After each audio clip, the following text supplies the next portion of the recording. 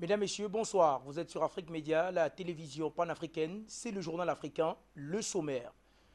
Au Niger, la jeunesse nigérienne s'est une fois de plus imposée devant le convoi militaire français à la suite de manifestations organisées par le mouvement Tournons la page. Cette jeunesse qui a bravé l'interdiction de manifester du gouvernement s'est vue réprimée violemment par les forces de maintien de l'ordre du côté de la capitale Niamey. Elles étaient sorties nombreuses pour réclamer le départ des forces militaires étrangères sur le sol nigérien, plus précisément les forces militaires françaises. Cette jeunesse, à la suite d'un refus de la justice de manifester le samedi dernier, a donc décidé de prendre le taureau par les cornes et de sortir malgré cette interdiction et malgré la violente répression policière. Et puis au Mali, ce dimanche 5 décembre 2021, une attaque a secoué un camp de l'ONU dans la ville de Gao, dans le nord du pays, faisant des dégâts, mais aucune victime d'après les communiqués officiels. On reviendra sur cette explosion à côté du camp de l'ONU, du côté de Gao, avec notre correspondant Monoko Toali, qui est déjà en direct de Bamako. Toujours au long de cette édition du Journal africain, on ira du côté du Burkina Faso pour revenir sur ce rapport concernant le drame d'Inata. À la suite d'un rapport d'expertise, le président de la République, son Excellence Romain Christian Kaboré, rejette donc les conclusions produites par les experts en ce qui concerne le drame du côté d'Inata. À Madagascar, les deux Français impliqués dans la tentative d'assassinat du président de la République, Andry Rajoelina, ont donc commencé à comparaître devant la justice. Ceci décembre 2021. Ils sont donc deux Français qui ont participé activement à la tentative d'assassinat il y a très peu de temps contre le président de la République, Andry Rajoelina. Nous parlons donc de toutes ces actualités avec vous et nos invités dans cette nouvelle édition du Journal africain.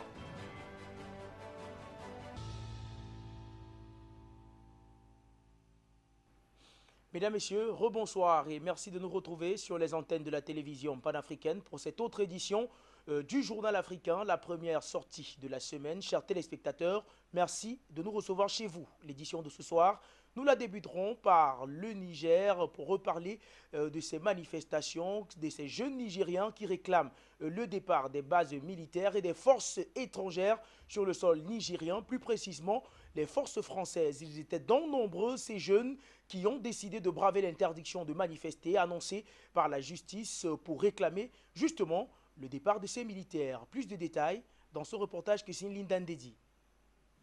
Des altercations ont été enregistrées entre les forces de l'ordre et les manifestants qui réclament le départ des troupes étrangères, dont celles françaises, le dimanche 5 décembre au Niger.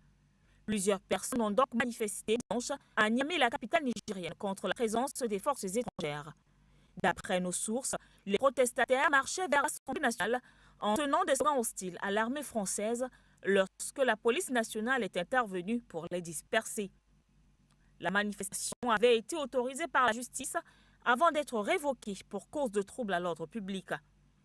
La justice nigériane avait autorisé vendredi la tenue d'une manifestation prévue dimanche par des organisations de la société civile en vue de protester, entre autres, contre la présence des bases militaires étrangères au Niger, notamment françaises. Nous autorisons en conséquence la manifestation prévue le 5 décembre 2021 par la coalition Tournons la page, a indiqué le tribunal de grande instance hors classe de Niamey dans une décision rendue vendredi dernier en début de soirée. Cette manifestation sera encadrée par les forces de défense et de sécurité afin d'éviter tout débordement, a précisé le même communiqué. La justice a donc été saisie par les organisateurs de la manifestation après la décision de la mairie de Niamey d'interdire la dite manifestation pour risque de trouble à l'ordre public. Initiée par la coalition Tournons la page et soutenue par d'autres organisations de la société civile nigériane, la manifestation visait entre autres à exiger le départ sans délai de toutes les bases militaires, notamment celles françaises. Cette manifestation est donc intervenue une semaine après une autre organisée à Terra, la principale ville frontalière entre le Niger et le Burkina Faso, contre le passage d'un convoi de l'armée française escorté par des gendarmes nigériens et qui devait se rendre à Gao, au Mali. La manifestation a violemment été réprimée avec un bilan officiel de moins 3 morts et 17 blessés graves. Dans un communiqué publié par le ministère de l'Intérieur, le gouvernement nigérien a annoncé l'ouverture d'une enquête afin de situer la responsabilité. Mi-novembre, Plusieurs organisations syndicales ont exigé le départ sans condition des forces étrangères basées au Niger. Il y a quelques jours encore de cela, des morts et des blessés ont été enregistrés dans une manifestation contre un convoi militaire français au Niger. Au sommet de l'État, le président Mohamed Bazoum qui dénonce pour sa part une manipulation politique. On vous retrouve à présent, Larba Israël Lampo, pour commenter cette actualité. Bonsoir à vous, merci d'avoir accepté notre invitation. Eh bien, le mouvement Tournons la page, ce collectif-là a donc décidé de braver l'interdiction de la justice nigérienne. Ils sont donc sortis dans la rue, mais ils ont été violemment réprimés par la police nigérienne. On annonce des morts du côté du Niger, mais Larba Israël Lampo, une question laisse quand même perplexe parce qu'il faut savoir que du côté de la capitale nigérienne, la quasi-totalité des communes qui composent cette capitale nigérienne appartiennent aux maires de l'opposition, dont la capitale est tenue par l'opposition. Larba Israël Lampo, comment comprendre que des maires d'opposition interdisent une manifestation qui réclame tout simplement la souveraineté du peuple nigérien?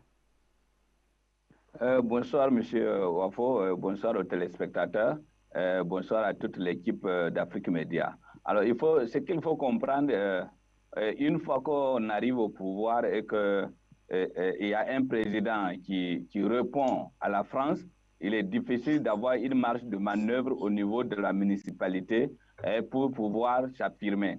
Il faut dire que c'est l'État en question, le président en question qui alloue un budget donc à la mairie, aux différentes municipalités. Et si l'opposition qui détient donc les principales mairies donc de la ville de Niamey tire assez longtemps sur sa position, ben, il va de soi qu'il y ait des menaces de coupure de budget ou de suspension de subventions pour des activités. Alors que nous connaissons la majeure partie de nos collectivités locales au sein de nos États, comment ça fonctionne. C'est sur des prêts, c'est sur des financements venant de l'extérieur. Et donc, le souffle donc de ces mairies-là dépend entièrement des financements qui nous viennent soit du FMI, soit de la Banque mondiale, ou encore par des pays amis tels que les jumelages avec d'autres mairies, d'autres villes françaises ou canadiennes. Et donc, il est normal que la marge de manœuvre de l'opposition ne soit pas assez forte pour pouvoir tenir devant donc, le pouvoir en place. Larba Israël Lampo, on va peut-être sortir avec cette dernière question. Est-ce que, d'après vous, en se dressant contre cette jeunesse qui ne réclame qu'un peu de souveraineté, ces divers dirigeants africains, notamment ceux du Niger, on a vu également il y a quelques temps encore du côté du Burkina Faso, est-ce que ces dirigeants-là ne sont pas plutôt en train de se tirer une balle dans le pied en s'érigeant contre cette jeunesse-là? C'est une évidence parce que plus ils s'opposent à la manifestation, comme on l'a bien suivi dans le reportage, la manifestation a été autorisée par la justice. Et après, la mairie est sortie pour interdire cette manifestation-là. Et c'est une provocation directe de la jeunesse qui organisait donc cette manifestation.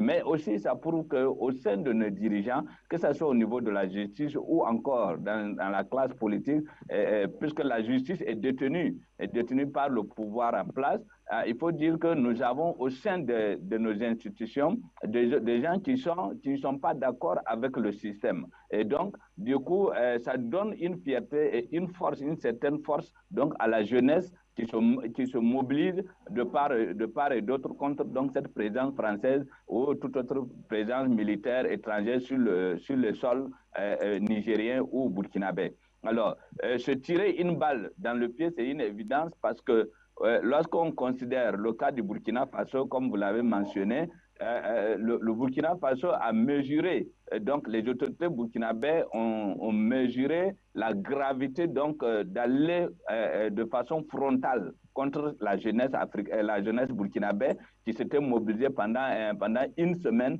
pour bloquer donc cette armée-là au niveau donc du Burkina Faso. Mais le Niger, le président du Niger, n'est pas passé par quatre chemins pour affirmer, pour démontrer à ses ancêtres les Gaulois qu'il est véritablement leur représentant et qu'il est prêt à tout pour défendre donc les intérêts de la France, quitte à ce qu'il se retrouve dans des difficultés avec sa propre jeunesse. Cher Larba Israël Lompo, merci d'avoir répondu à nos questions dans le cadre de cette édition du Journal africain. Au Mali, le dimanche 5 décembre 2021, 2 explosions ont donc secoué un camp militaire de l'ONU dans la ville de Gao, plus précisément dans le nord du Mali, faisant des dégâts, mais aucune victime sur les lieux. Les explosions du petit matin ont secoué la caserne de la mission des Nations Unies au Mali appelée MINUSMA, obligeant les occupants à se réfugier dans des abris pendant 2 heures. L'armée française n'a signalé que des dégâts matériels, mais n'avait aucune information sur les auteurs possibles des explosions. Le porte-parole de la MINUSMA, la porte-parole, autant pour moi, de la MINUSMA, Mariam Dessables, a indiqué que 2 autres camps dans le nord avaient été cibles des tirs de mortier samedi, ne causant aucun dégât. Les dernières violences dans ce pays d'Afrique de l'Ouest surviennent après que 31 personnes ont été tuées dans une attaque vendredi par des djihadistes présumés près de la ville centrale de Bandiagara. Le Mali lutte pour contenir une insurrection islamiste qui a éclaté pour la première fois dans le nord en 2012 et a depuis fait des milliers de morts parmi les militaires et les civils. Malgré la présence de milliers de soldats français et onusiens, le conflit a englouti le centre du Mali et s'est étendu au Burkina Faso et au Niger voisin. La France, l'ancienne puissance coloniale du Mali, a annoncé qu'elle réduirait ses effectifs au Sahel. Il a également indiqué qu'il prévoyait de transférer des troupes de Kidal, Tessalit et Tombouctou à Gao et Ménaka, près de la zone turbulente des 3 frontières, et près du Burkina Faso et du Niger. On vous retrouve à présent en direct de Bamako, Monoko Toali. Je rappelle, vous êtes le correspondant permanent de la télévision panafricaine du côté du Mali. Eh bien, Monoko Toali, est-ce qu'on a un peu plus d'informations en ce qui concerne ces 2 explosions du côté du Mali aujourd'hui? Comme vous le dites, hein, c'est la nouvelle qui a réveillé tout le monde entier au niveau du Mali, bien entendu, puisque c'est les camps de la MINUSMA qui ont été la cible de ces explosions, même si les vraies causes n'ont pas encore été précisées et les auteurs encore inconnus. La réalité est que les explosions ont eu lieu à Gao et ont eu pour cible les camps de la MINUSMA. Alors, ce n'est pas une première parce que la MINUSMA a toujours été l'objet des attaques ciblées, mais cette fois-ci, c'est peut-être trop étonnant puisque c'est le camp de Gao qui est un camp de déménagement, comme vous l'avez bien entendu dit, parce que l'armée française avait déjà décidé de déménager du Mali vers d'autres horizons. Évidemment, c'est à ce moment précis que se posent ces 2 explosions. En même temps, vous l'avez souligné dans l'introduction de ce journal, comme quoi, effectivement, au niveau de Bandiagara, c'est dans la zone de Mopti, la région de Mopti, qui a été secouée par une attaque meurtrière qu'on ne peut même pas qualifier, étant entendu qu'il y a au moins une trentaine de personnes, non seulement tuées, mais brûlées par les terroristes qui sont sans foi ni loi. Malheureusement, le Mali est endeuillé, mais l'équation sur les 2 attentats, c'est-à-dire les 2 explosions visant les camps de la MINUSMA, n'ont pas encore eu effectivement de responsables. Ici, donc, on n'a pas un communiqué de ceux qui auraient certainement revendiqué ces deux explosions. Eh bien, Monoko Toali, étant donné que actuellement dans cette situation, nous sommes dans le flou, les pensées vont dans tous les sens, on va le dire comme ça. Une partie de la population pense que c'est vraisemblablement une manœuvre pour divertir l'opinion publique nationale et internationale. Une autre partie pense justement que la France et les Nations Unies dans cette situation se retrouvent un peu dans la position de l'arroseur arrosé. De votre côté, quelle est l'opinion que vous vous faites de cette situation ? Certainement penser que l'arroseur serait arrosé parce que vous savez, la France, quand elle est venue ici au Mali en 2012, a pris fait et cause pour les sécessionnistes, les mouvements rebelles qu'elle a soutenus. Et crise qui mine le Mali, compte tenu du fait que depuis Kidal, c'est maintenant Tombouctou, Gao, Mopti et Ségou qui sont donc secoués, on s'interroge si toutefois le départ de la France n'est pas mal à l'aise leurs alliés au niveau du Mali, qui sont le MNLA et la CEMAS, qui sont la coordination des mouvements des Nazawad, qui ont pour partenaire la France. La France l'a dit, hein, et que la France, au dernier moment, demandait aux autorités maliennes de pouvoir appliquer l'accord d'Alger. Toute chose qui semblerait ici signifier la scission du Mali. Toute chose également que les autorités ne sont pas prêtes à cautionner parce que le Mali reste une nation une et indivisible. Parce que, alors, est-ce que c'est les anciens partenaires du Mali et de la France qui se révolteraient contre la France? Toujours est-il que l'hypothèse n'est pas écartée, mais la réalité est qu'ici, nous n'avons pas encore les éléments probants pouvant nous permettre de justifier cela comme si effectivement c'était un règlement de compte. Maintenant, l'autre hypothèse, est-ce que c'est la diversion? Est-ce que c'est une mise en scène? On ne peut pas non plus exclure cela dans la mesure où la France a toujours joué à des jeux troubles et personne ne peut objectivement donner une lecture réelle de ce que disent les médias ou les autorités françaises. Ça peut être une mise en scène, on en a vu partout, hein? Donc rien n'est à écarter, mais si nous voulons nous inscrire dans le cadre du professionnalisme et de l'objectivité, nous n'avons pas d'éléments pour en affirmer. Merci à vous, cher Monoko Touali, d'avoir répondu à nos questions. Je rappelle, vous êtes le correspondant permanent de la télévision panafricaine Afrique Média du côté du Mali. On quitte le Mali pour le Burkina Faso à présent, à la suite de l'attaque contre le camp d'Inata. Un rapport a donc été produit par les experts burkinabés. Le président burkinabé, Rochma Kaboré, qui n'est pas encore avec le rapport d'enquête produit sur le drame d'Inata, il a rejeté les conclusions du document et a renvoyé les enquêteurs sur le terrain. Des sources discutables, le chef de l'État burkinabé ne serait pas d'accord avec les conclusions du rapport. Les conclusions du rapport ne contiendraient pas assez d'éléments pour situer clairement les responsabilités des uns et des autres dans la chaîne de commandement et présenteraient également beaucoup de zones d'ombre. N'étant pas satisfait des conclusions du rapport, le président Kaboré a rejeté le document et renvoyé les enquêteurs sur le terrain. Ils ont un délai de 10 jours à compter du 3 décembre pour ramener un nouveau rapport. Les conclusions de l'enquête devraient pouvoir permettre au président Rochma Christian Kaboré de tenir sa promesse faite au peuple burkinabé quelques jours après le drame d'Inata. Le chef de l'État a promis d'agir avec fermeté pour sanctionner toutes les personnes qui, d'une manière ou d'une autre, ont été responsables de ce drame qui a coûté la vie à une cinquantaine de personnes. Le 14 novembre 2021, le détachement militaire d'Inata a été victime d'une attaque terroriste. 57 gendarmes y ont perdu la vie. Ce drame a soulevé des interrogations sur le ravitaillement des soldats et sur la relève dans ce détachement. Rappelons que les résultats de l'enquête administrative sur l'enquête terroriste, sur l'attaque terroriste du détachement de la gendarmerie d'Inata ont été remis au chef de l'État, Rochma Christian Kaboré, le mardi 30 novembre 2021 au palais de Kosiam par le ministre de la Défense nationale et des anciens combattants, le général Barthélemy Simpori. Cette enquête, a-t-on indiqué, a été conduite par la Direction générale de l'inspection des forces armées nationales sous la conduite du colonel-major Wendo Agokere. Nous sommes avec vous, Abdoul Fataf. Vous êtes journaliste du côté de Ouagadougou au Burkina Faso. Bonsoir à vous. Merci d'avoir accepté notre invitation. Eh bien, tout d'abord, est-ce que de votre côté, le peuple burkinabé comprend la position du président de la République, Rochma Christian Kaboré, de renvoyer le rapport relatif à l'attaque du camp d'Inata?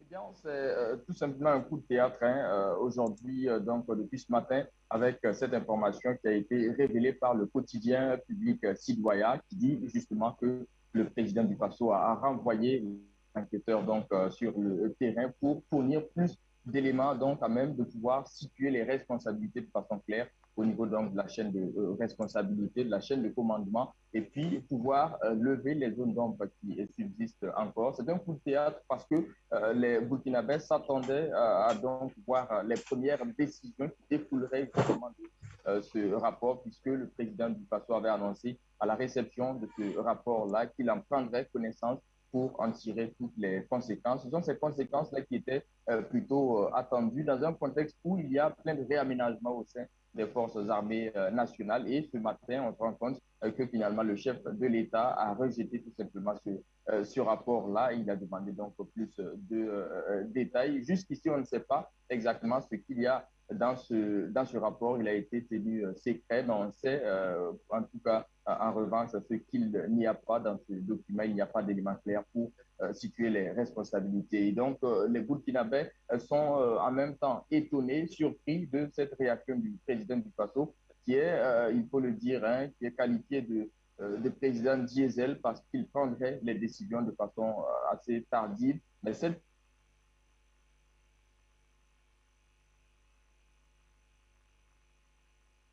fois-ci, les choses s'évitent. C'est la première fois de machines militaires de section.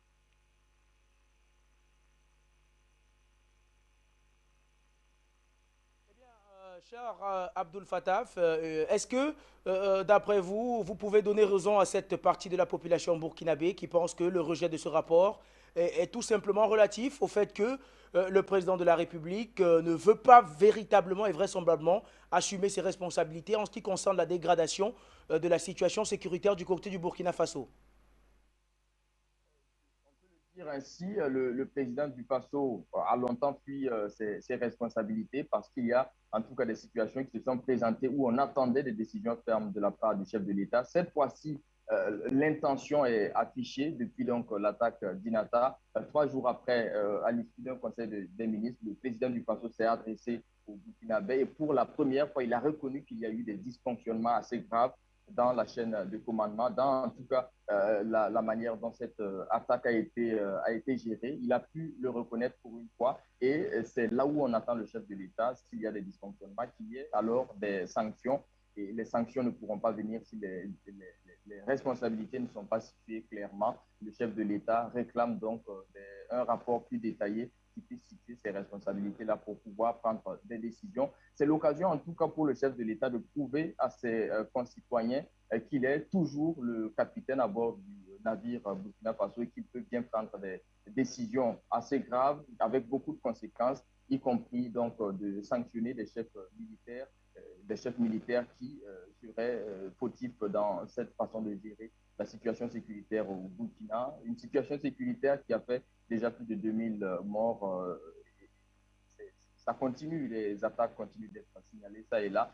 Hier et aujourd'hui, il y a des attaques qui ont été signalées justement et on attend que le président du Faso prouve qu'il est le capitaine donc à bord de ce bateau, qu'il prenne ses responsabilités et qu'il prenne des décisions à même d'améliorer la situation. Eh bien, cher Abdul Fattah, on va peut-être sortir avec vous avec cette dernière question. On le sait, cette lenteur du président Roch-Marc Christian Kaboré a déjà causé beaucoup de préjudice, que ce soit au peuple burkinabé, que ce soit à l'armée burkinabé. De votre côté, en tant que burkinabé, quand vous regardez la situation sur le continent africain, la situation globale, quand on regarde du côté du Mali, peut-être le rapprochement avec la Fédération de Russie, est-ce que cela donne des idées et des envies au peuple burkinabé?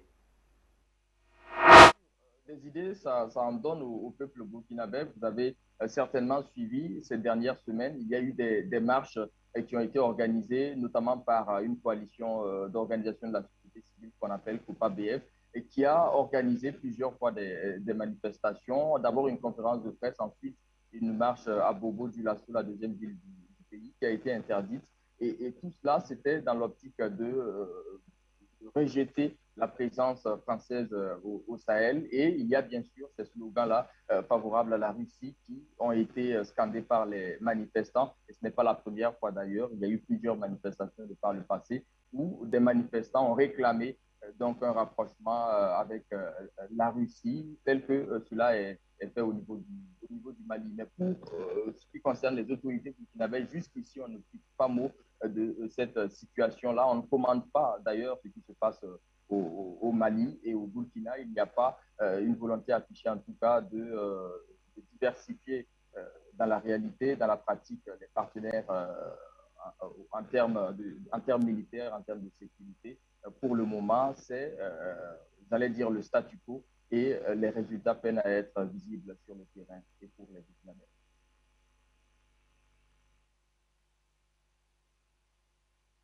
cadre de cette édition du Journal africain. Je rappelle, vous êtes journaliste du côté du Ouagadougou, c'est dans la capitale du Burkina Faso. On sort de l'Afrique de l'Ouest par la Gambie il y a quelques heures. C'est devenu officiel. Le président sortant, président de la République, Adama Barrow, a donc facilement été élu président de la République selon les autorités en charge de l'organisation des élections lors du premier scrutin organisé depuis des décennies sans l'ère Yaya Jammeh, dirigeant de longue date. Le président Barrow a donc obtenu, selon l'organe en charge des élections, 53% des voix samedi contre son plus proche rival Ousseynou Darboué qui a pour sa part obtenu 28% des suffrages. Les détails et le film de cette élection, c'est dans ce reportage que signe Émilie Quiton.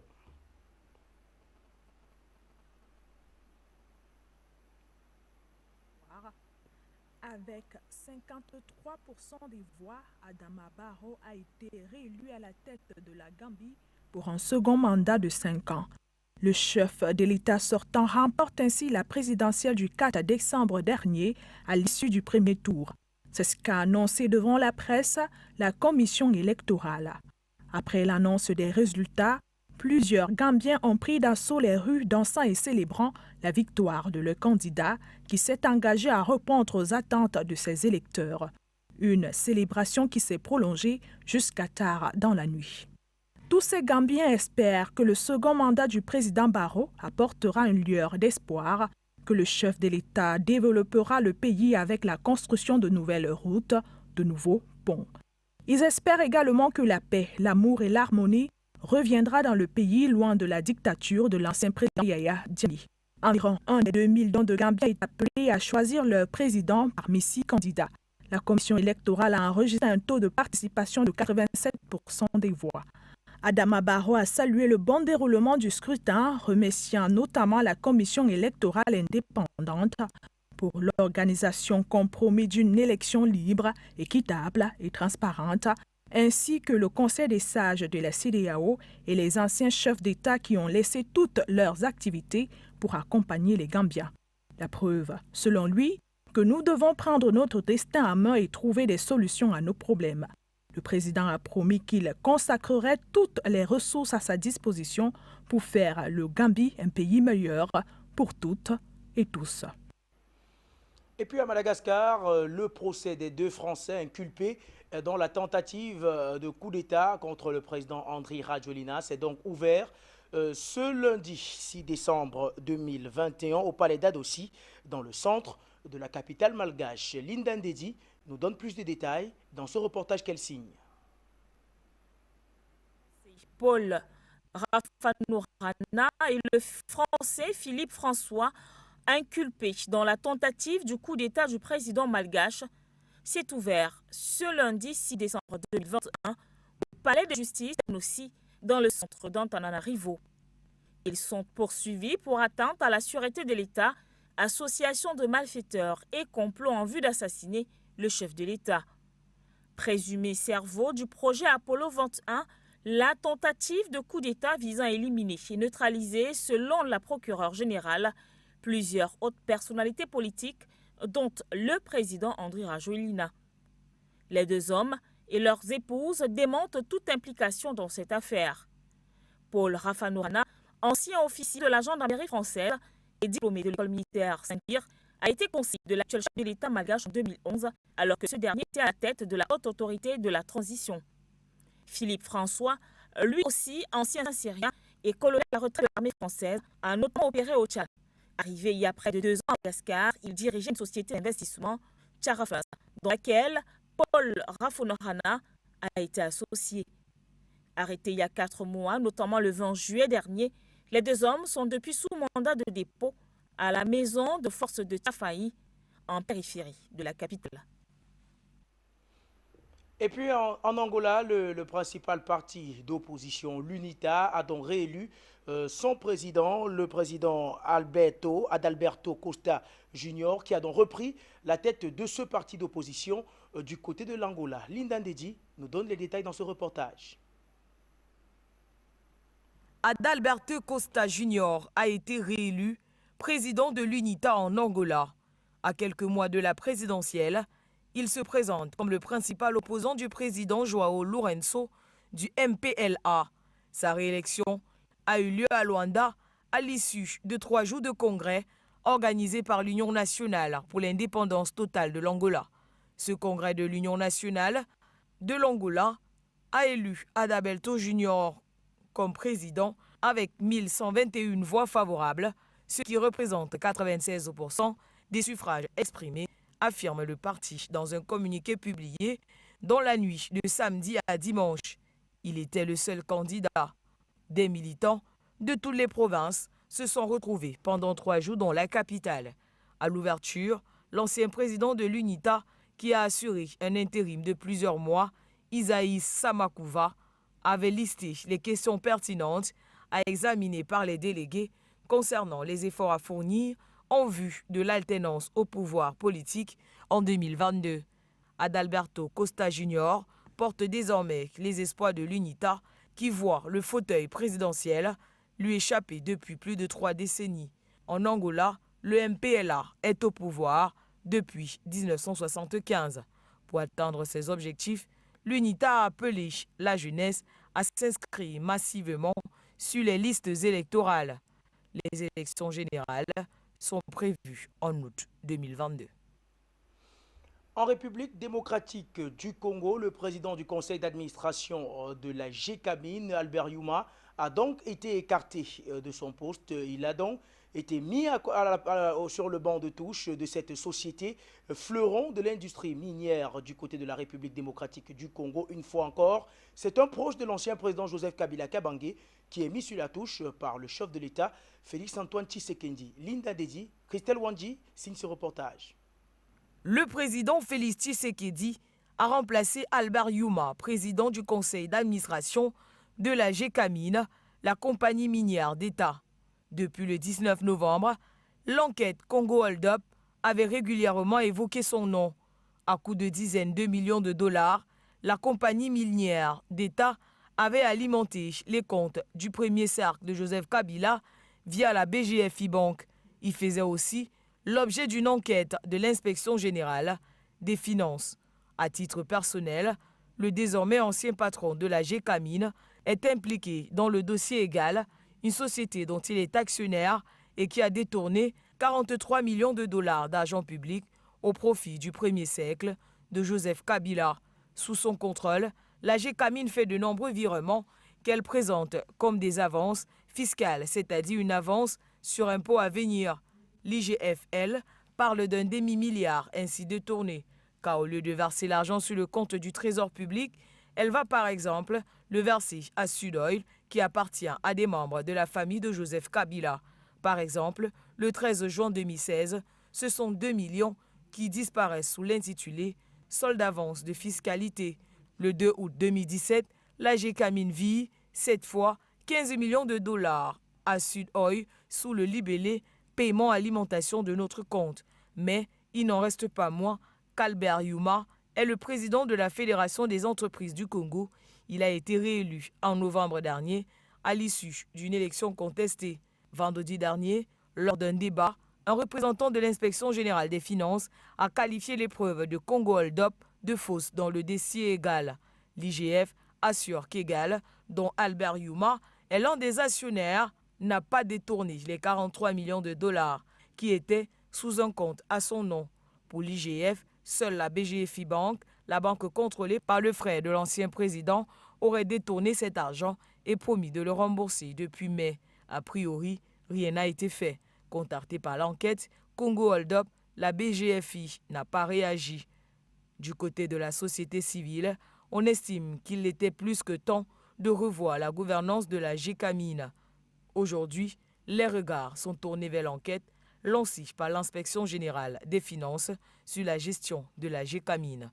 En attendant, Albert Youma a été destitué par le président Félix Tshisekedi. La page internationale nous amène ce soir du côté de la Turquie où les services spéciaux ont annoncé avoir déjoué une tentative d'assassinat contre le président de la République, Recep Tayyip Erdogan. Les détails, c'est dans ce reportage que signe Émilie Quiton. Le président turc Recep Tayyip Erdogan a échappé à une tentative d'assassinat à la bombe dans la journée du samedi 4 décembre 2021. C'est ce qu'a déclaré les services de renseignement militaire turcs. Recep Tayyip Erdogan, qui dit vouloir remonter la pente et booster l'économie de son pays, a été la cible d'un nouveau coup d'État. Le projet de tentative d'assassinat à son encontre a été déjoué grâce aux forces armées du pays. En effet, les services spéciaux turcs ont annoncé avoir désamorcé une bombe placée sur une voiture de police dans la ville de Sire, à marge d'un rassemblement populaire auquel le président Recep Tayyip Erdogan participait. Un engin explosif a été placé sous la voiture d'un policier travaillant à Mardin. Il y avait un plan pour le faire sauter à son arrivée à Sire. Il voulait perturber le rassemblement. Il y a ceux qui essayent de détruire l'environnement pacifique, rapporte une chaîne de télévision turque. L'information n'a été divulguée qu'après le rassemblement, selon la même source. Ce n'est pas la première fois que le président turc a été visé dans un projet d'assassinat.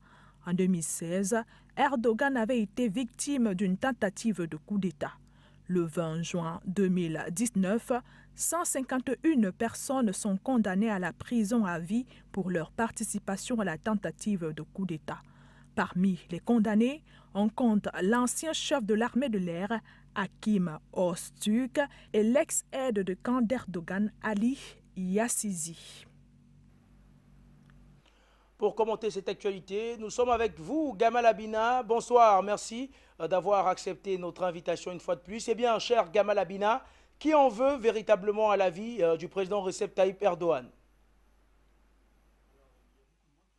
M. Erdogan, pour plusieurs raisons. La première, c'est qu'il a une politique pro-turque très orientée qui défend avant toute chose les intérêts de la Turquie, évidemment, et qui n'est pas forcément favorable à l'OTAN. Parce qu'évidemment, l'OTAN n'est pas très satisfaite de certaines prises de position d'Erdogan, particulièrement sur la question syrienne, sur la question libyenne. C'est encore plus évident, puisqu'ils sont en opposition frontale, je parle des Turcs, avec la France. Et sur le front interne, effectivement, Erdogan a aussi des ennemis très marqués. On peut commenter les premiers ennemis qui ont, semble-t-il, tenté de l'assassiner le 16 juillet 2016, qui étaient le mouvement guleniste, donc d'Abdullah Gül, qui est réfugié aux États-Unis. Donc, eux avaient une volonté d'écarter Erdogan du pouvoir pour les raisons de politique interne. Ensuite, il y a aussi, et surtout ceux qui sont plus inquiets des réformes d'Erdogan, c'est ce qu'on appelle aujourd'hui maintenant les kémalistes, donc les kémalistes purs et durs, qui sont très souvent montrés du doigt aujourd'hui, puisqu'effectivement, la lecture d'Erdogan qui tend plutôt vers l'islam que vers le nationalisme turc a tendance à exacerber certaines tensions. Et puis, il ne faut pas oublier qu'avec le revirement d'Erdogan par rapport à la Turquie, par rapport à la Russie plutôt, le rapprochement avec les Turcs sur la question de l'achat des S-400, par rapport à la rupture avec la France sur la question évidemment de la Libye, par rapport à la Grèce qui devient un véritable enjeu quasiment de défiance puisque la Turquie occupe toujours le nord de la Grèce depuis 1974. Toutes ces questions-là se recroisent, s'entrecoupent et il y a des convergences d'alliances extérieures qui voudraient effectivement finir avec la présence d'Erdogan, c'est bientôt 20 ans de présence, puisqu'il est au pouvoir depuis 2002, et qui voudrait en finir avec cette politique turque qui est extrêmement, c'est vrai, une certaine mesure nationaliste, mais surtout qui était extrêmement internationaliste. Ce que je veux dire par là, c'est que les Turcs veulent exporter un modèle de société qui s'inspirerait un petit peu de l'islam, mais surtout d'un nationalisme turc islamique. Et comme ils sont très proches des frères musulmans et que la plupart des pays qui étaient plutôt sous influence turque, frères musulmans, ont chuté, je parle donc de l'Égypte, je parle de la Syrie qui n'est pas tombée sous l'escarcelle des frères musulmans, ou de la Libye de Kadhafi, bien il ne reste plus aux Turcs que des alliances de circonstances stratégiques, comme le Qatar, par exemple, qui est frère musulman, c'est le dernier pays réellement proche de la Turquie. Et ils tentent de refaire une politique internationale un peu plus équilibrée, mais en même temps, une politique difficile à lire pour les observateurs extérieurs. Alors, en vérité, Erdogan a une politique très nationaliste en termes d'économie pour la Turquie, et Erdogan est aussi un problème par rapport à ses ennemis de l'intérieur. Donc il a plusieurs ennemis qui veulent en finir avec sa présence. Les États-Unis sont très gênés par sa présence, évidemment. La France, ça va de soi. Les gulenistes, évidemment. Certains courants radicaux, plutôt instrumentalisés par l'Arabie saoudite, qui ont aussi envie de finir avec Erdogan. Et puis, il va de soi qu'il y a une opposition intérieure qui s'est développée contre lui, compte tenu des conditions difficiles de vie des Turcs actuellement, puisqu'il faut le rappeler, depuis 2016, tentative d'assassinat d'Erdogan, la monnaie turque a été durement frappée et attaquée. Et la semaine dernière et la semaine d'avant encore, avec la Banque centrale turque, la monnaie turque a encore reculé, puisque la Banque centrale turque a augmenté la liquidité sur le marché turc en termes de monnaie de la lire turque, de la lira. Donc tous ces éléments contribuent à créer une certaine impopularité dans certaines franges de la société turque et contribuent évidemment à créer une certaine impopularité sur l'international. C'est tous ces éléments qui donnent à penser que certains veulent effectivement finir avec l'ère Erdogan. D'après vous, quelles sont les cartes dont dispose le président Recep Tayyip Erdogan aujourd'hui pour se sortir de cette situation? A-t-il encore une marge de manœuvre suffisante?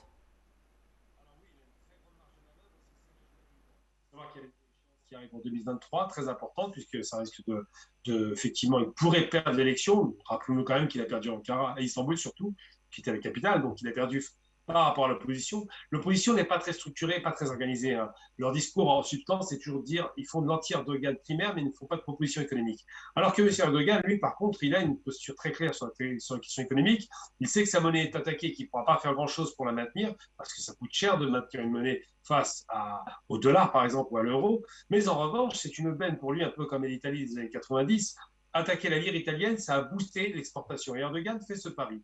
Il parie que en laissant la monnaie filer, il aura donc des coûts de fabrication turcs très bas. Effectivement, j'ai eu l'occasion, parce que je me suis rendu à Istanbul il y a 2 mois, d'observer que le coût de la vie est bas en Turquie, mais aussi et surtout, puisque c'est un pays qui est devenu très industriel aujourd'hui, la Turquie exporte évidemment des armes comme ses drones, mais elle exporte beaucoup de produits manufacturés qui coûtent beaucoup moins cher que les produits occidentaux et qui ont la même qualité, puisqu'ils répondent à des normes internationales. Donc les Turcs, et Erdogan particulièrement, parient sur un an de flottement de la monnaie turque qui deviendra de moins en moins cher, et donc un an au cours de cette année au cours de laquelle il voudra booster les exportations, et son pari semble prendre le chemin de la réussite, puisqu'effectivement, on n'a jamais eu autant d'exportations turques que depuis que la monnaie s'est effondrée, et surtout que depuis qu'Erdogan encourage à plein régime toutes les entreprises turques à exporter. Son partenariat avec l'Afrique fait partie de cette politique de l'export à tout va. Il va calmer sa relation avec la Syrie et faire en sorte d'exporter aussi les produits turcs en Syrie, en Irak et dans tout le Moyen-Orient. Donc les Turcs parient sur l'économie pour redorer le blason de M. Erdogan, qui est largement terni aujourd'hui pour des raisons à la fois politiques, sur les guerres menées en Syrie et en Libye, mais surtout économiques, puisque l'économie ne va pas très bien en Turquie actuellement. Cher Gamal Abina, d'avoir répondu à nos questions dans le cadre de cette édition du Journal africain. C'est avec vous que nous la refermerons. Merci, chers téléspectateurs, de nous avoir suivis. Restez sur Afrique Média car nos programmes se poursuivent. Dans quelques instants, vous serez en compagnie de Fabrice Ndoum dans le cadre de la grande édition spéciale consacrée à l'élection du futur président de la Fédération camerounaise de football. Il reviendra avec tous ses invités sur les coulisses de cette élection. Quant à moi, je vous retrouve demain pour une autre édition du Journal africain. Mesdames, Messieurs, bonsoir.